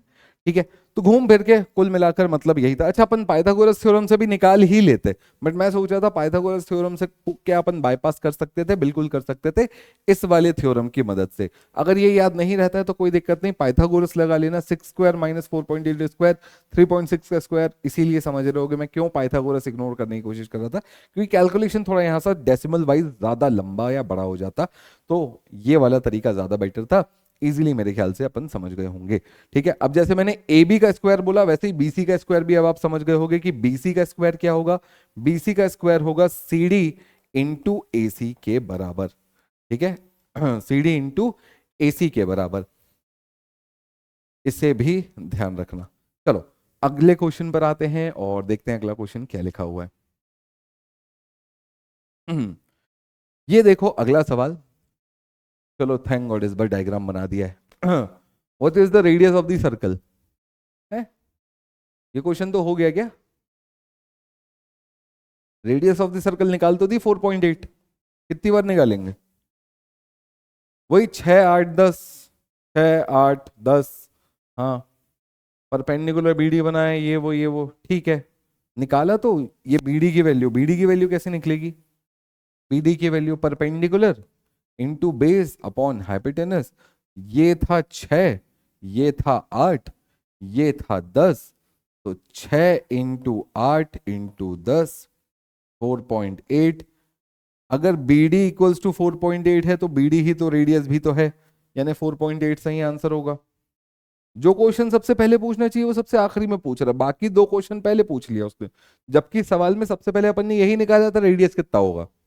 ठीक है भैया अपने हो गया। अपने को आंसर निकालने से मतलब एक और बहुत बेहतरीन सुंदर सा सवाल आपके सामने। क्वेश्चन देखो क्या लिखा हुआ है।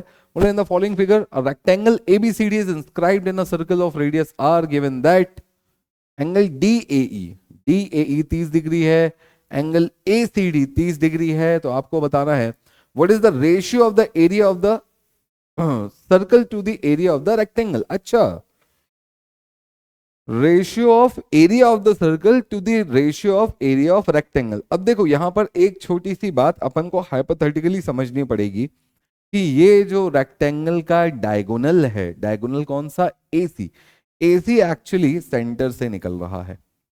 ठीक है ये अपने को समझना पड़ेगा, ये सेंटर से निकल रहा है। ओके कोई दिक्कत नहीं है।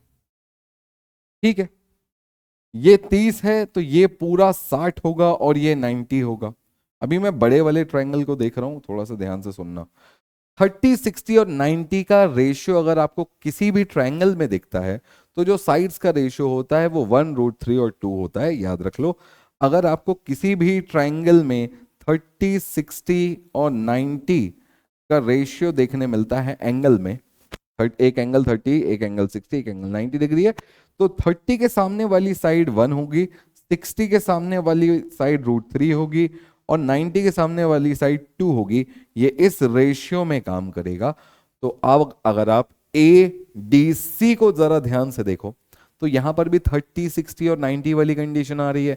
30 60 90 यानी 30 के सामने वाली साइड AD को अगर मैं 1 कंसिडर करूंगा तो 60 के सामने वाली साइड यानी पूरी की पूरी CD को मैं √3 कंसिडर करूंगा और जो AC है इसे मैं 2 कंसिडर करूंगा।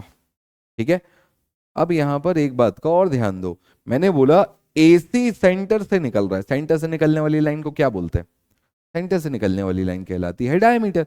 यानी जो AC है अगर वो डायमीटर है यानी वो ट्वाइस ऑफ R है, तो रेशियो में जिसको मैंने 2 बोला ये एक्चुअली ट्वाइस ऑफ R है, यानी R की वैल्यू को थोड़ी देर के लिए मैं 1 मान लूंगा। तो ये हो जाएगा √3R और ये हो जाएगा 1R। कुल मिलाकर एरिया ऑफ रेक्टेंगल कितना होगा, तो length into side, length into width. Area of rectangle होगा length into width, length into width यानी √3R इंटू 1R। ठीक है एरिया ऑफ सर्कल कितना होगा πr², πr² यानी R²। इनका रेशियो निकाल लेना भैया। ठीक है ये क्या लिखा था √3 इंटू 1R। ठीक है तो R² से R² कैंसिल हो जाएगा, पाई रेशियो √3 या π/√3। सही आंसर होगा π/√3 ऑप्शन बी। वाह निकाल लिया अपन ने सही आंसर, कोई मुश्किल नहीं हुई, कोई तकलीफ नहीं हुई, इजीली आपने आंसर निकाल लिया।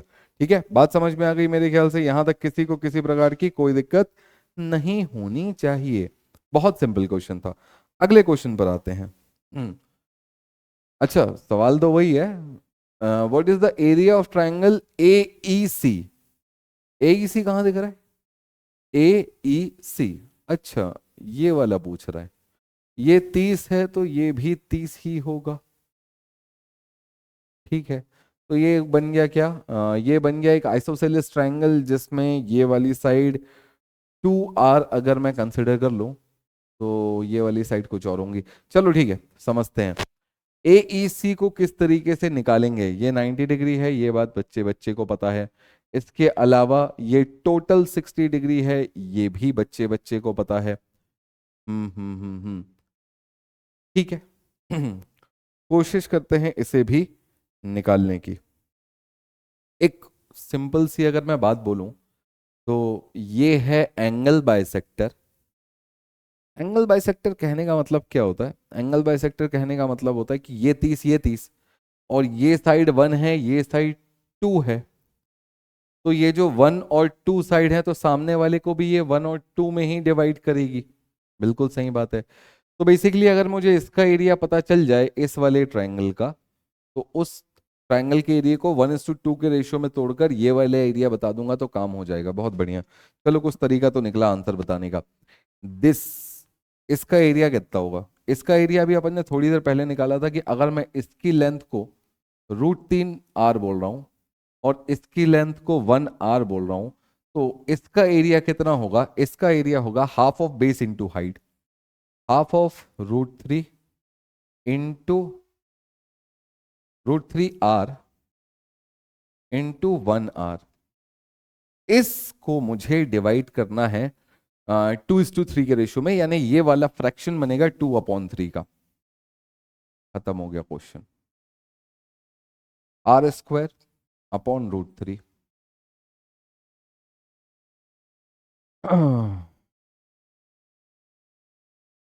क्या यही आंसर आएगा? r² upon √3। एक बार क्रॉस चेक कर लें कहीं कोई दिक्कत तो नहीं हुई है।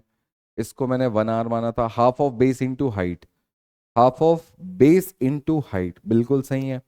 उसको 2:1 के रेशियो में तोड़ा, उसको 2:1 के रेशियो में तोड़ा, तो क्योंकि बेस 2:1 के रेशियो में टूटा था तो एरिया भी 2:1 के रेशियो में ही टूटेगा। तो पाई r² बिल्कुल सही, यानी ऑप्शन ए अपना सही आंसर होगा। सब कुछ सही है, कोई दिक्कत नहीं है, इतने आसानी से अपन आंसर बता सकते हैं। अब देखो मैंने कौन कौन से लॉजिक्स का यहाँ पर यूज किया। बहुत सारे लोगों को हो सकता है समझ में ना आया हो, तो जिनको समझ में नहीं आया थोड़ा ध्यान से सुनना। मैंने कौन कौन से लॉजिक का यहाँ पर यूज किया। पहली बात तो वो जो ट्रायंगल है उस ट्रायंगल को जरा मैं रिक्रिएट कर देता हूँ। कैसे करूंगा रिक्रिएट? सुनो। इसको पलटना पड़ेगा। हम्म ऐसा नहीं, ऐसा नहीं, फ्लिप भी करना पड़ सकता है। फ्लिप कैसे करेंगे? अ,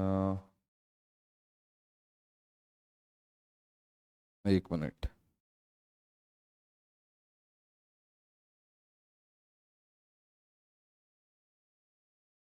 और हाँ ठीक है, अब ठीक है।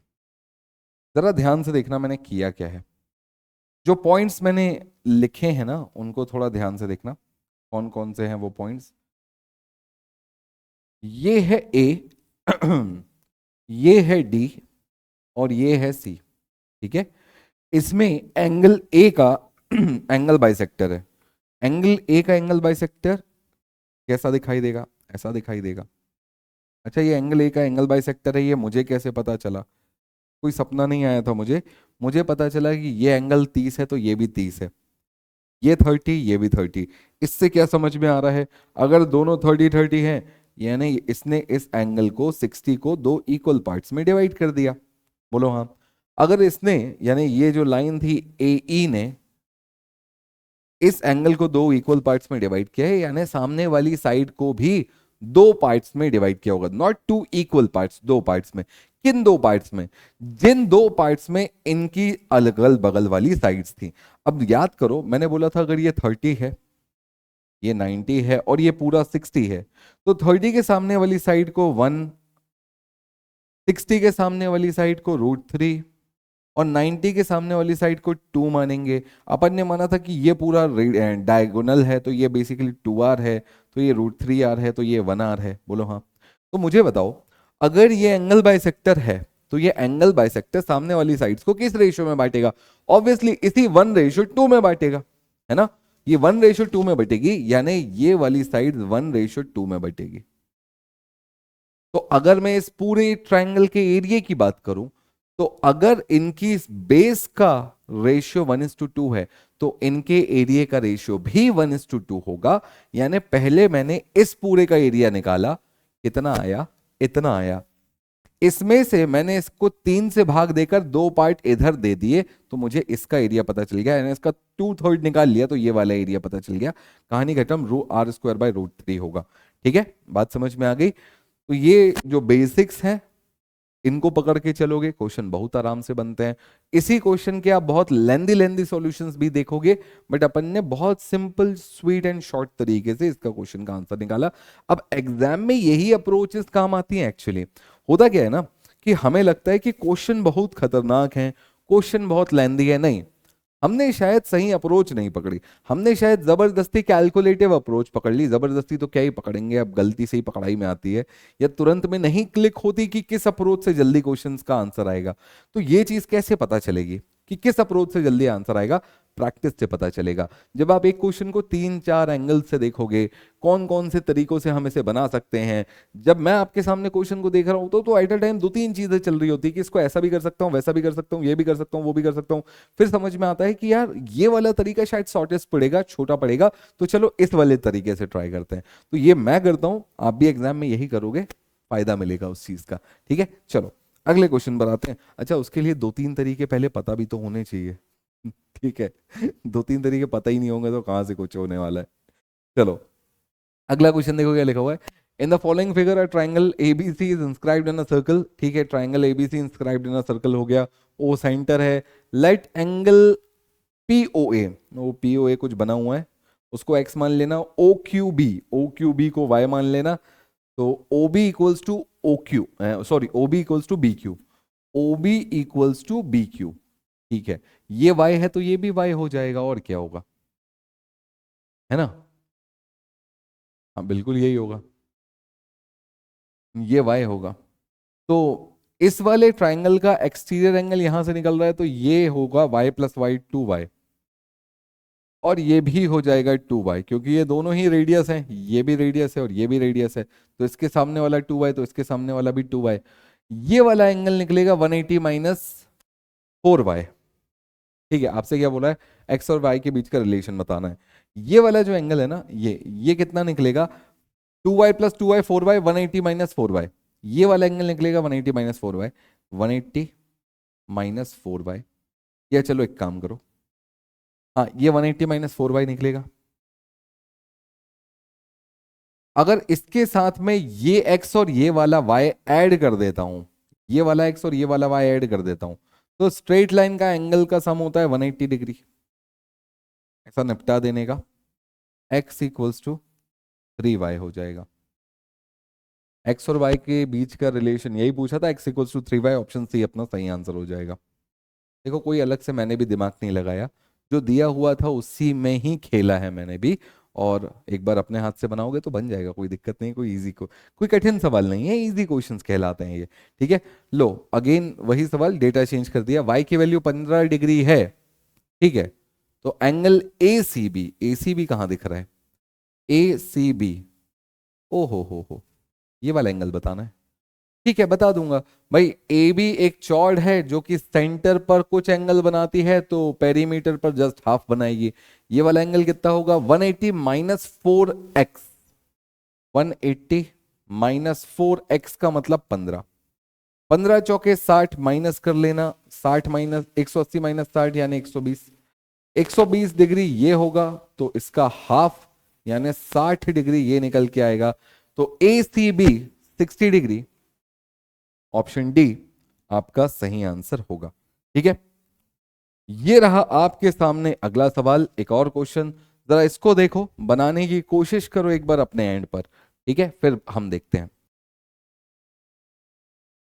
देखो क्वेश्चन बोल रहा है, consider the following a triangle A B C, A B 15, B C 9, C A 12, वही 3 4 5 का मल्टीपल। हाँ ठीक है भैया, राइट एंगल ट्राइंगल है वो, राइट एंगल ट्राइंगल है, पाइथागोरियन ट्रिपलेट को देखकर समझ में अभी तक आ गया होगा। ठीक है, ये है एक राइट एंगल ट्राइंगल और is inscribed in a circle. अच्छा, ये एक सर्कल के अंदर इंस्क्राइब हुआ है, तो ये भी बात चलो समझ लेते हैं थोड़ा सा, कि ये एक सर्कल के अंदर इंस्क्राइब्ड है। ओके, एंड इन सच अ वे, लो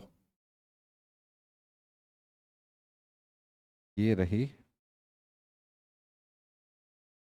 ठीक है, ठीक है। ये एक ट्रायंगल है जो कि इंस्क्राइब्ड इन अ सर्कल है। इस ट्रायंगल में अपने को कौन कौन सी साइड्स पता है, ए बी सी। ध्यान से देखना कौन सी वाली साइड के अपोजिट में या कौन सा वाला एंगल एक्चुअली 90 है, कौन सी वाली वर्टाइसिस पर, वो इंपॉर्टेंट यहाँ पर रहने वाला है। ऐसा क्यों बोल रहा हूँ, क्योंकि वहां पर मुझे साइन कॉस टेन कुछ लेना पड़ेगा ना, कॉस का एंगल लेना पड़ेगा। सुनो अगर मैं इस तरीके से देखूं तो सबसे लंबी साइड है ए बी, तो अगर मैं इसे ए बोल देता हूं, इसे बी बोल देता हूं, इसे सी बोल देता हूं, तो ये 90 डिग्री होगा। ठीक है, सपोज ये वाला एंगल अगर थीटा है तो ये वाला एंगल 90 माइनस थीटा होगा। ठीक है, बोल रहा है cos square A plus cos square B plus cos square C equals to, C का वैल्यू कॉस स्क्वायर सी, तो कॉस स्क्वायर 90 है जिसका वैल्यू 0 होता है, तो इसको छोड़ दो। Cos square A plus cos square B, cos square A कितना है, कॉस स्क्वायर ए को अगर मैं थोड़ी देर के लिए कॉस स्क्वायर ए को थीटा मान लूं तो इसको 90 माइनस थीटा मानना पड़ेगा। ऐसा कर लेता हूं, अगर इसे थीटा मान लूं तो ये 90 माइनस थीटा हो जाएगा। तो हम बोलेंगे cos square theta plus cos square 90 minus theta. Cos square 90 minus theta, तो ये कितना हो जाएगा, तो ये हो जाएगा cos square theta plus sine square theta plus 0। कुल मिलाकर आंसर हो जाएगा 1। ऑप्शन बी अपना सही आंसर हो जाएगा। इतना सिंपल तो क्वेश्चन था। और सही बताऊं तो वो 15 9 12 का यूज सिर्फ इस बात पर था कि आप ये डिड्यूस कर पाओ गिवन डेटा से कि वो एक राइट एंगल ट्रायंगल है, तभी अपन इतना कन्वीनियंटली आंसर बता पाएंगे। ठीक है, आई होप बात समझ में आ गई होगी। सिंपल सा क्वेश्चन था। अगले क्वेश्चन पर आते हैं। ये रहा एक और सवाल, बोल रहा है consider the following a triangle ABC, side AB, अच्छा वही है, inscribed in a circle, what is the radius of the circle. इस सर्कल का रेडियस क्या होगा, देखो इस सर्कल का रेडियस और कुछ नहीं बल्कि इसके हाइपोटेनस का हाफ होगा। ये बात आप सभी को पता होती है ना। ये क्या होगा, हाइपोटेनस का हाफ। हाइपोटेनस कितना था, 15, तो 15 का हाफ आपका रेडियस यानी 7.5 आपका रेडियस होगा। तो अगले क्वेश्चन पर आपका रेडियस निकल के आएगा 7.5। बहुत ज्यादा इजी क्वेश्चन हो गया, और ऐसे क्वेश्चनों पर ज्यादा टाइम वेस्ट करने का मतलब है कि ज्यादा ही टाइम वेस्ट हो रहा है। ठीक है, अगला क्वेश्चन ध्यान से देखो जरा इस सवाल को, क्या बोल रहा है। अरे ये एवरेज का क्वेश्चन यहाँ कहाँ से आ गया। ठीक है, थोड़ी देर के लिए इसको स्किप करते हैं ये वाले क्वेश्चन को, और ये वाले क्वेश्चन पर आते हैं। एवरेज का क्वेश्चन, एक आध क्वेश्चन इधर उधर गलती से आ जाते हैं। देखो क्या बोला है, circle is inscribed in a triangle ABC, it touches the side इतना इतना इतना at this point, what is angle this. ठीक है, a circle is inscribed in a triangle, यानी एक ट्रायंगल के अंदर एक सर्कल बना हुआ है। पहले बनाएंगे एक ट्रायंगल और इस ट्रायंगल के अंदर बनेगा एक सर्कल। ठीक है, इस ट्रायंगल के अंदर बन गया एक सर्कल। ठीक है, इस ट्रायंगल का नाम क्या है, इस ट्रायंगल का नाम है A B C. A B C, B C के बीच में काटता है पॉइंट डी पर, सी ए पर है पॉइंट ई, सी ए पर है पॉइंट ई, और ए बी पर है पॉइंट एफ। ओके, वो क्या पूछ रहा है, what is triangle E D F. E D F ये वाला एंगल कितना होगा, ई डी एफ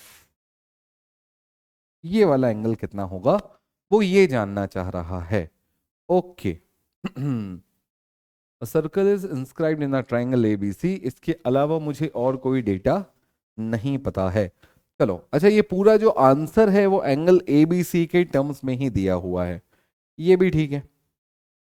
यहां तक भी मेरे ख्याल से बात सबको समझ में आ रही होगी। कैसे बनाएंगे, क्या करेंगे, चलो समझते हैं।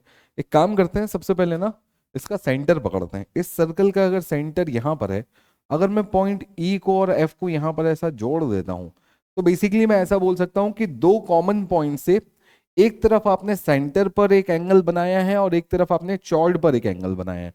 ऑब्वियस सी बात है, जो सेंट्रल पर एंगल होगा उसका हाफ एंगल होगा चॉर्ड पर। यानी अगर ये एंगल x निकलता है तो ये x/2 होगा, ये 100 निकलता है तो ये 50 होगा, ये 200 निकलता तो ये 100 होगा। आधा एंगल होगा सरकमफेरेंस पर सेंटर का। अब ध्यान से देखो ये एंगल तो 90 है, क्यों? क्योंकि ये दोनों है टेंजेंट। सेंटर से जब भी आप टेंजेंट जोड़ोगे तो ये भी 90 निकलेगा, ये भी 90 निकलेगा। दूसरी बात, ये एंगल को अगर मैं एंगल ए बोलता हूं तो ये वाला एंगल 180 माइनस एंगल ए होगा, है ना? क्यों? क्योंकि किसी भी चतुर्भुज या फोर साइडेड क्वाड्रिलेटरल बोल लो का सारे एंगल्स का सम होता है 360। 360 में से 90 और 90 यानी 180 ये निकल गया, तो इन दोनों के सम के लिए बचा है 180। यानी अगर ये 80 होगा तो ये 180, ये अगर a है तो ये 180 माइनस a होगा, और इसका हाफ ये होगा। इसका मतलब ये एंगल होने वाला है 90 माइनस a/2। बहुत बेसिक बेसिक सी छोटी छोटी सी प्रॉपर्टीज का यूज करते हुए अपन ने इन क्वेश्चंस का आंसर निकाला है। तो मेरे ख्याल से एक बात तो आपके दिमाग में भी कहीं ना कहीं क्लियर हो रही होगी कि जितना कंसेप्चुअल क्लैरिटी को पकड़ के चलोगे उतना अच्छा होगा। और ये यूपीएससी है, ठीक है, एग्जाम ले रहा है आपका यूपीएससी, कोई एसएससी नहीं कि उठाकर वही प्रीवियस ईयर क्वेश्चन जो पिछले 4 साल से 4 बार पूछ चुका है वही सवाल फिर से दे दे। यूपीएससी ऐसा नहीं करता, वो पूछता है वो सवाल जो कंसेप्चुअली क्लियर लोगों को समझ में आएंगे, वो उनसे बनेंगे जिनके कंसेप्ट्स क्लियर हैं। ठीक है, तो कंसेप्ट को पकड़ के चलो, बाकी सब काम अपने आप हो जाएगा। चलो अगला क्वेश्चन देखो। क्वेश्चन बोल रहा है consider the following, a chord of length L of a circle makes an angle 90 degree at the center. What is the area of the major segment? Major segment का एरिया क्या होगा? सुनो, circle है, circle की एक चॉर्ड है जो centre पर 90 डिग्री का एंगल बनाती है, ठीक है? सेंटर पर 90 डिग्री का एंगल बनाने का मतलब समझते हो? सेंटर पर 90 डिग्री का एंगल बनाने का मतलब होता है, अरे पंजा भाई,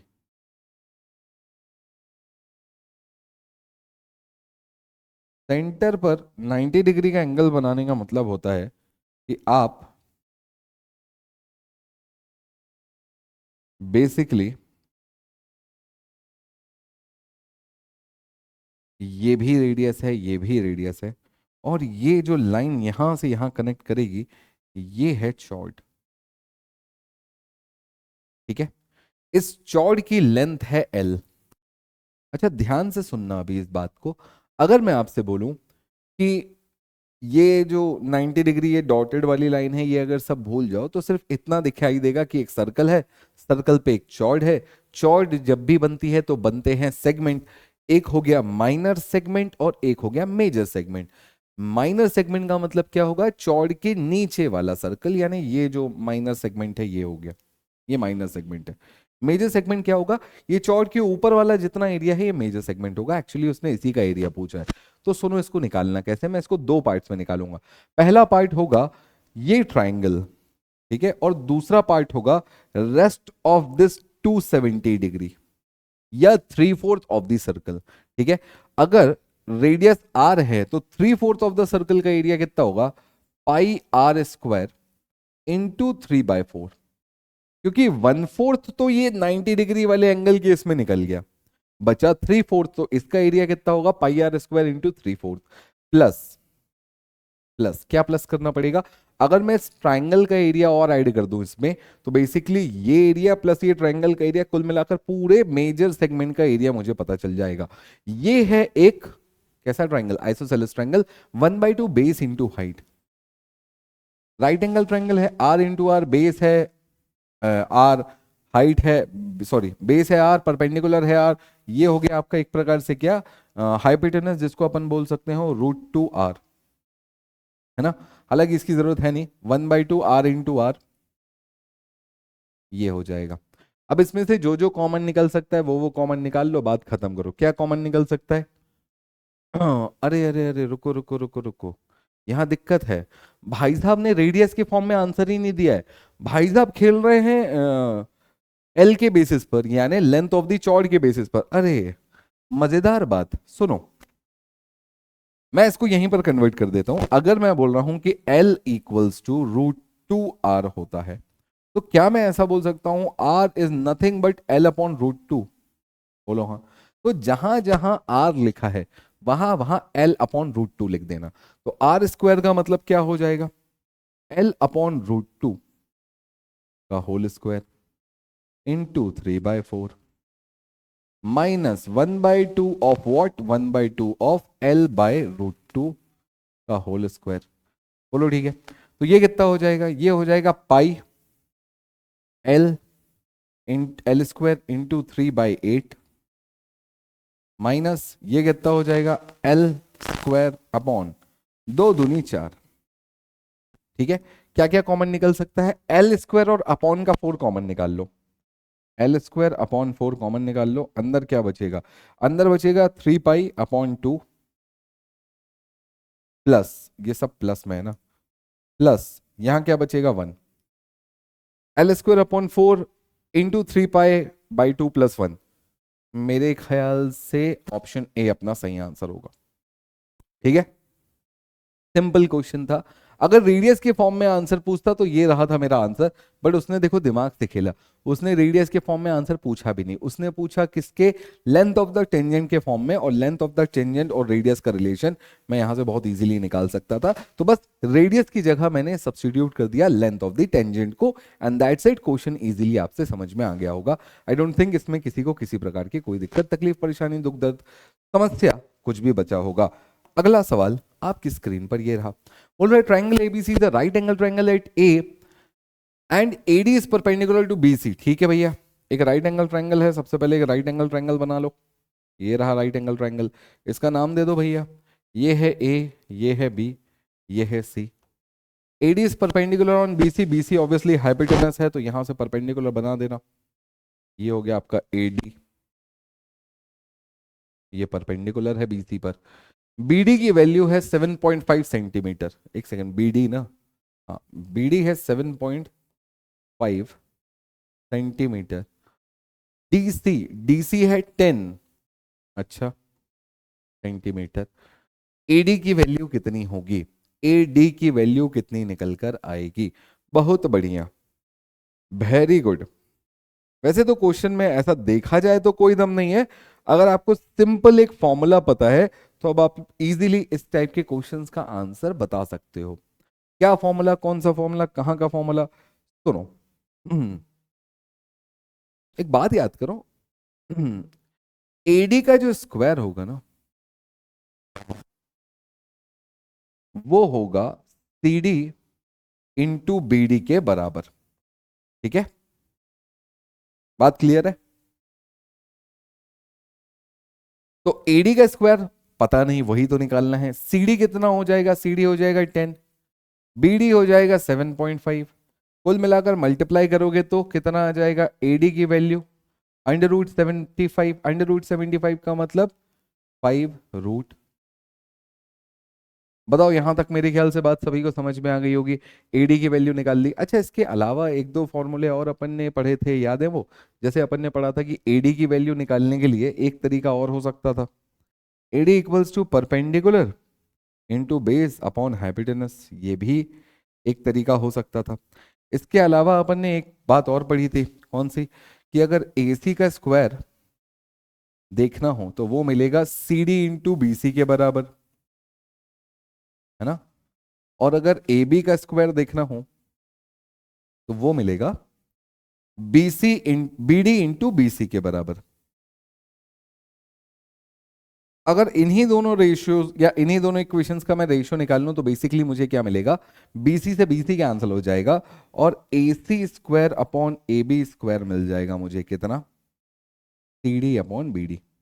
यानी एक तरीके से मैं ऐसा भी बोल सकता हूं कि CD और BC का जो रेशियो आएगा वो और कुछ नहीं बल्कि AC और BD के स्क्वायर के रेशियो के बराबर होगा। ये छोटे छोटे इंपॉर्टेंट पॉइंट्स हैं जो आपको याद होने चाहिए, क्योंकि इनसे डायरेक्टली क्वेश्चंस पूछ लिए जाते हैं। इससे तो पता नहीं कितनी बार पूछ लिया है, तो अगली बार इन पॉइंट से क्वेश्चन पूछ लेगा तो कोई बहुत हैरानी वाली बात नहीं होगी, और अभी अभी इससे भी उसने पूछ ही लिया है। ठीक है, तो ये छोटी छोटी चीजें हैं, इनको ध्यान में रखो, ये बहुत ज्यादा काम आएंगी आपके। चलो अगला क्वेश्चन देखते हैं फटाफट। ये रहा आपके सामने एक और सुंदर सुशील सवाल, बोल रहा है perpendicular AD on the base BC of a triangle AB intersect BC at D so that this equals to this, BD और CD का रेशियो 3:1 है, which one of the following is correct. इनमें से कौन सी बात सही है। अब देखो ये क्वेश्चन अपने आप में बहुत अच्छा सवाल है, बहुत बढ़िया क्वेश्चन है। सबसे पहले बात कर लेते हैं एक ट्रायंगल के बारे में। फटाफट एक ट्रायंगल बना लो। ठीक है, इसका कुछ नामकरण कर देना। ए डी बी सी पर परपेंडिकुलर है, तो ये है ए, ये है बी, ये है सी। ए डी को परपेंडिकुलर बना दो बी सी पर, ए डी को परपेंडिकुलर बना दो बी सी पर, ये बन गया। ठीक है, परपेंडिकुलर यानी ये 90 डिग्री का एंगल बनाएगा। ठीक है तो आगे बोल रहा है कि बी डी जो है वो थ्राइस ऑफ सी डी के बराबर है। B D is actually thrice of C D. ठीक है, यानी बी डी अगर 3x है तो सी डी 1x के बराबर होगा। ओके ठीक है। अभी अभी अपन ने एक छोटा सा फॉर्मूला और देखा था। क्या देखा था अपन ने यहाँ पर? अभी अपन ने देखा था कि एडी का स्क्वायर कितना होगा, C D into B D के बराबर होगा। तो अगर मैं यहां से एडी निकालना चाहूं तो C D into B D के बराबर निकाल सकता हूं, that is √3 times of x. ठीक है, ये हो जाएगा। और AC कितना हो जाएगा? AC का स्क्वायर इक्वल्स टू √ऑफ, या AC equals to 1x into 4x, 1x into 4x। तो AC हो जाएगा 2x के बराबर। ठीक है, ये हो जाएगा 2x। AB कितना हो जाएगा? तो AB हो जाएगा 3 इंटू 4x। अच्छा, AB equals to √3x into 4x, यानी ये हो जाएगा कुल मिलाकर 2√3x, 2√3x। ठीक है और ये हो जाएगा 4। लगभग सब कुछ अपन को पता चल चुका है। अब इनमें से कौन सी बात सत्य है वो पता करना है। तो मैं सच बताऊं तो एक तरीका तो ये हो सकता है कि जो वैल्यूज आपको दी हुई हैं इनको एग्जैक्टली उठा के पुट करो और कहानी खत्म करो। जैसे AB प्लस AC। अब देखो AB प्लस AC क्या दिख रहा है आपको? AB प्लस AC, तो इन दोनों को जोड़ेंगे तो 2 कॉमन निकल के आएगा। 2 into √3 plus 1, 2 into 2 into √3 plus 1 into AB minus AC, AB minus AC, तो ये हो जाएगा 2 इंटू √3 माइनस 1। अच्छा, तो ये हो जाएगा 2 इंटू 2 इंटू 2, तो ये हो जाएगा कितना? 4 दूनी 8, 8 दूनी 16, 16। BC का स्क्वायर, BC कितना है? 4, 4 का स्क्वायर 16, बिल्कुल सही है। ये दोनों इक्वेट हो रहे हैं, ऑप्शन ए बिल्कुल सही निकल के आ जाएगा अपना। तो ये इस तरीके से अपन ऑप्शंस का यूज करके ऐसे क्वेश्चंस को बना सकते हैं। और बाकी अगर इसी जगह पर मुझे किसी एक की वैल्यू पता चल जाए तो बाकी की वैल्यू तो मैं चुटकी में निकाल लूंगा, कोई ज्यादा टेंशन वाली बात है नहीं। ठीक है, आई होप सभी को बात समझ में आई होगी। ये अच्छे सवाल हैं, ये अच्छे क्वेश्चंस कहलाते हैं। अब इसका अगर मैं प्रॉपर मेथड से के थ्रू फॉलो करने जाऊंगा तो that will take a lot of time, क्योंकि वहां पर वो पूरा एक थ्योरम वाली बात आ जाएगी। ठीक है, तो हम इसको इस तरीके से देख लेंगे, क्वेश्चन आसान हो जाएगा। तो बहुत जगहों पर हमको इस तरीके से कई बार क्वेश्चंस को समझना पड़ेगा, देखना पड़ेगा। आई होप सभी को बात समझ में आ गई होगी और क्वेश्चंस में कुछ नया सीखने समझने जरूर मिला होगा। चलिए आज के सेशन के लिए इतना ही। मिलता हूं मैं आपसे अगले सेशन में। समय कम है इसीलिए कहीं ना कहीं थोड़ा सा आपको क्वेश्चंस भी कम देखने मिले, बट मैं ये भी समझता हूँ कि आपके पास भी कोई बहुत ज़्यादा समय नहीं है। 21 तारीख को पेपर है तो बहुत ज़्यादा टाइम हम नहीं ले सकते आपका, तो कम समय में ज़्यादा से ज़्यादा कंटेंट डिलीवर करने की कोशिश आपको की है। अगर समझ में आया हो, कुछ भी अच्छा लगा हो तो नीचे कमेंट बॉक्स में ज़रूर बताइएगा। होमवर्क के लिए क्वेश्चन देता हूँ, फटाफट कमेंट बॉक्स में ज़रूर मुझे बताइएगा कि इस सवाल का सही जवाब क्या होगा। This is for your homework. हालांकि प्रीवियस ईयर क्वेश्चन ही है, बट फिर भी एक बार मुझे कमेंट बॉक्स में ज़रूर बताइएगा नीचे। ठीक है, मैं मिलता हूँ आपसे अगली क्लास में, तब तक keep studying, stay safe, thank you, tata bye bye, take care, जय हिंद दोस्तों।